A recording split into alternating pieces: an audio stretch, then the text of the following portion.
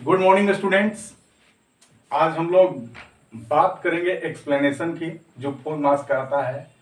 और वह विद्यार्थी जो कुछ नहीं जानता है, उसको लिखने कुछ भी नहीं आता है, वो भी 4 नंबर आराम से लेकर आ जाएगा।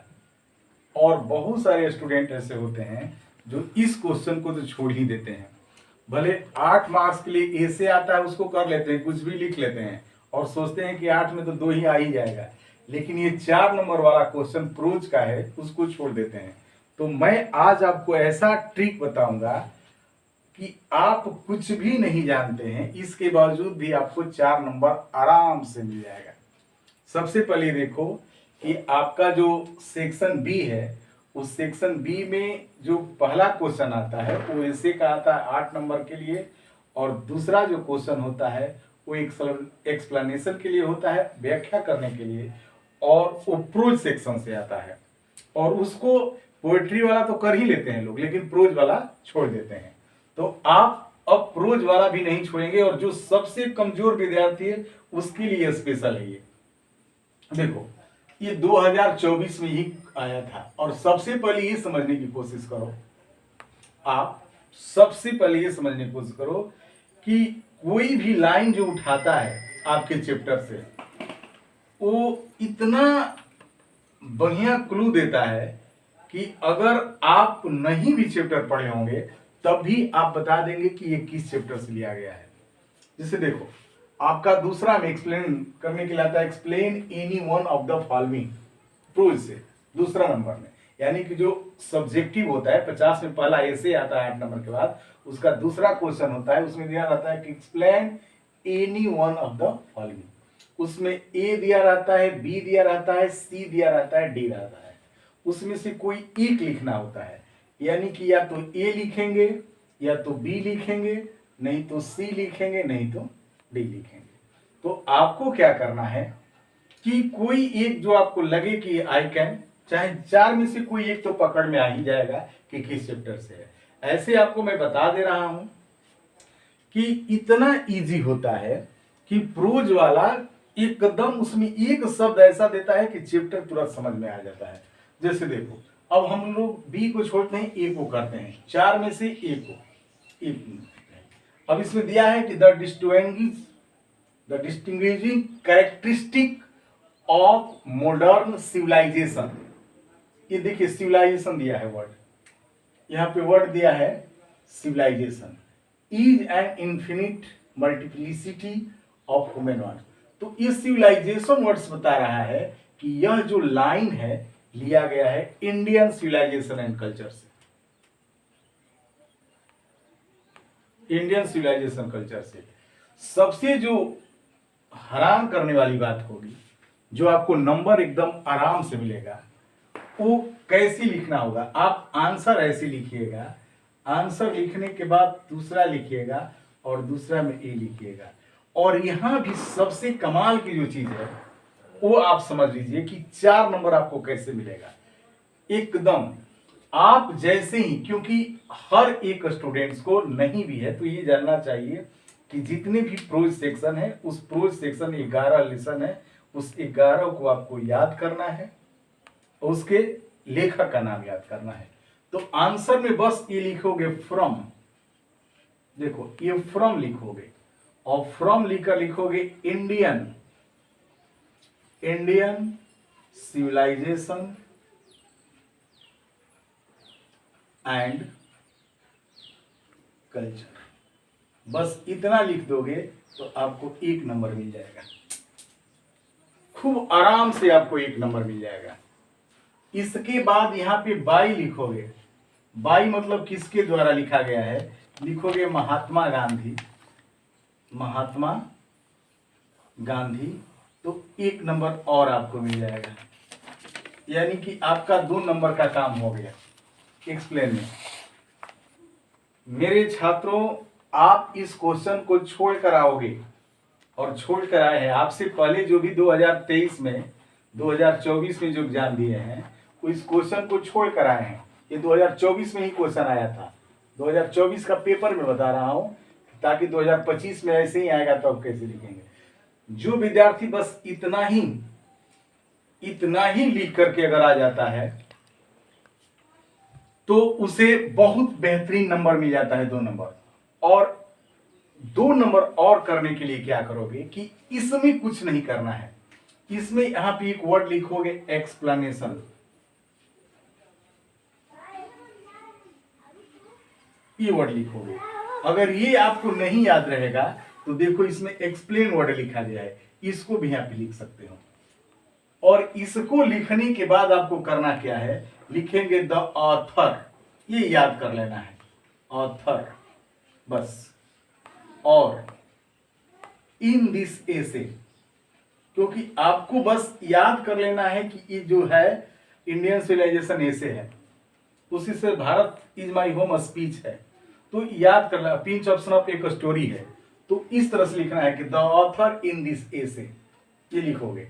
और यहां पे लिखोगे सेज, कहता है। अगर ये आपको नहीं याद है तो द ऑथर सेज अगर लिखते हैं तभी आपका काम हो जाएगा। अब जो सबसे बेहतरीन चीज जो मैं आपको बताने जा रहा हूं वो देखिए, ये वाला जो चीज है इसको सेम टू सेम आपको उतार देना है। अगर यही चीज द ऑथर सीज और ये चीज अगर उतार दोगे, यानी कि जो क्वेश्चन है उस क्वेश्चन को बस यहां पे लिख दोगे तो आपको 1 नंबर तो और मिल ही जाएगा। और अगर एग्जामिनर यानी कि चेक करने वाला थोड़ा सा माइंड भी लगाएगा तो 2 नंबर भी दे सकता है। क्यों 2 नंबर दे सकता है?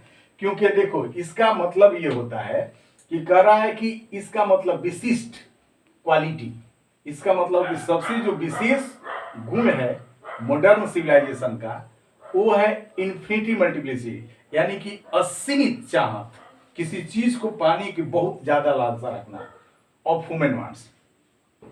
तो यही बात तो आप लिखोगे। अब जब जो लड़का 2 में 2 नंबर पाता है, यानी कि ये तो आपका 1 नंबर हो गया और 1 नंबर, 2 नंबर तो आपका कंप्लीट हो गया। अब इससे भी मैंने ऐसा आपको बता दिया कि ऐसा कोई बताया ही नहीं होगा कि आपको ये नहीं लिखना है कि this line has been taken from the Indian civilisation and culture and has been written by that Mahatma Gandhi. इतना लिखने की अब जरूरत नहीं है, खाली फ्रॉम लिखोगे, Indian civilization culture 1 number complete, by लिखोगे Mahatma Gandhi 1 number complete, 2 number, और 1 नंबर खाली द ऑथर लिखना है, सीज लिखना है। इतना करोगे आपका, और इसको उतार दोगे यानी कि जब सेम टू सेम यहाँ पे कॉपी कर दोगे तो आपका 1 नंबर मिल जाएगा। अगर चेक करने वाला थोड़ा सा भी बुद्धिमान होगा तो आपको 2 नंबर भी देगा, क्योंकि इसी बात को दूसरा लिखता है। दूसरा कोई अगर लिखता है तो कुछ नहीं लिखता है, इसी बात को दूसरा लिखता है। कोई स्टूडेंट जो 4 में 4 पाता है वो क्या लिखता है? इसी बात को। वो इसी बात को क्या लिखेगा? The author says, author says लिखेगा द मेन, देखो इसी बात को लिखेगा द मेन, वही बात को, the main characteristic of modern civilization is increasing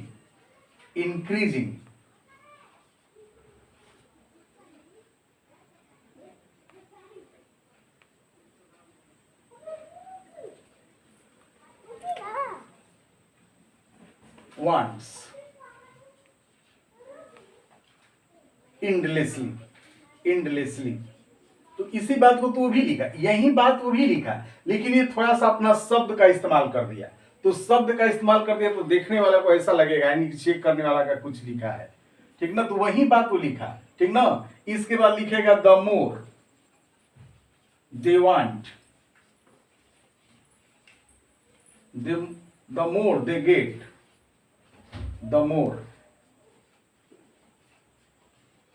देविस, बस क्यों इस बात को लिखेगा, यानी कि इसी बात को वो भी लिखेगा लेकिन उसको घुमा कर लिखता है। तो अब मैं जो बता रहा हूं ये इतना विश्वास करके रखो कि यानी कि उसी बात को सेम टू सेम लिखने का मतलब ये नहीं है कि तुम कॉपी कर रहे हो, कॉपी कर रहे हो, जो ऑथर से कर रहा है उसी बात को लिख रहे हैं, यही चीज जरूरत होती है। एकदम कमजोर विद्यार्थी है जो एकदम बहुत डरा हुआ है कि यार हमको नंबर मिलेगा कि नहीं मिलेगा, तो इससे बेहतरीन अब आपको बताने वाला कोई नहीं मिलेगा। ये बात लिख लो कि क्या करना है आपको। देखो आपके सामने ये दूसरा क्वेश्चन भी है, इसको भी हम देख लेते हैं, इसको खूब बढ़िया समझ लीजिए। अब देखो, जैसे ये क्वेश्चन है, even more important then the domestication of animals was the invention of agriculture. ठीक ना, एग्रीकल्चर, एनिमल, ये किस में बताया गया था? Ideas that have help Mankind. यानी कि इसका भी आंसर लिखोगे तो कैसे लिखोगे? मान ली इसका आंसर लिखना होगा, तो अब क्या करोगे? बस फ्रॉम लिखोगे। यहाँ पे आंसर जब लिखना होगा तो यहाँ पे फ्रॉम लिखोगे, और फ्रॉम लिख करके क्या लिखोगे? Ideas that have help Mankind, बस इतना लिखोगे फ्रॉम। इसके बाद बाय लिखोगे, तो लिखने वाला कौन है? तो बर्ट्रैंड रसल। तो बर्ट्रैंड रसल।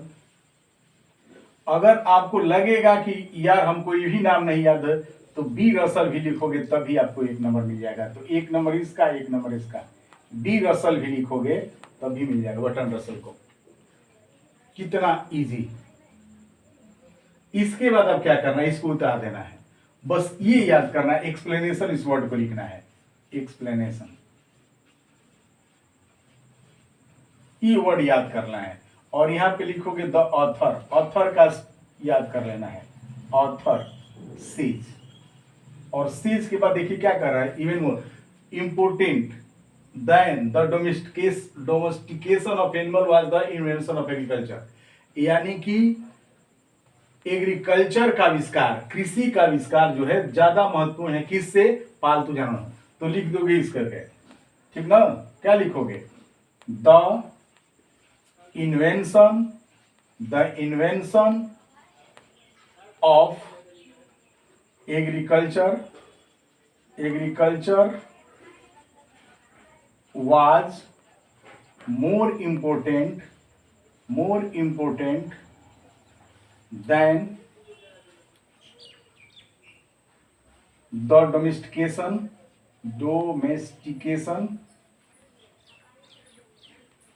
of animals.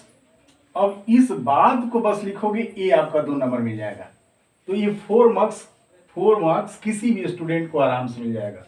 तो समझना क्या है, आप अगर एक्सप्लेन करने के लिए आता है तो क्वेश्चन छोड़ना नहीं है। बहुत ध्यान से सुनो मेरी बात। आपको कोई ना कोई 4 जो रहेगा, ABCD करके 4 रहेगा, उसमें से कोई ना कोई आपको ऐसा वर्ड मिलेंगे कि आपको पकड़ में आ जाएंगे। हालांकि अभी तो एग्जाम है आपका 2-3 महीना, बहुत सारा दे करके दिखाएंगे कि क्यों, क्योंकि यही पहचानना है। और जैसे ही आप चैप्टर का नाम याद कर लोगे तो उसका लेखक का नाम याद रहेगा, 2 नंबर आपका पक्का हो गया। और इसके बाद द ऑथर सेज, बस इस वर्ड को लिखकर उसी को डाल देना है, आपका 4 नंबर पक्का हो गया। तो अगर आपको मेरा सुझाव अच्छा लग रहा है, अगर आप लिखने में असमर्थ हैं, आपको बहुत ज्यादा डर सता रहा है कि मेरा सब्जेक्टिव क्वेश्चन कैसे कंप्लीट होगा, तो मैं आपके साथ हूं। आपका सब्जेक्टिव क्वेश्चन बहुत अच्छी तरह से तैयार हो जाएगा। केवल ऑब्जेक्टिव के बारे में सोचिए, और ऑब्जेक्टिव के लिए भी मैं बहुत ही शानदार आपके सामने ट्रिक लेकर उपस्थित होऊंगा। धन्यवाद, फिर मिलेंगे हम अगले वीडियो में।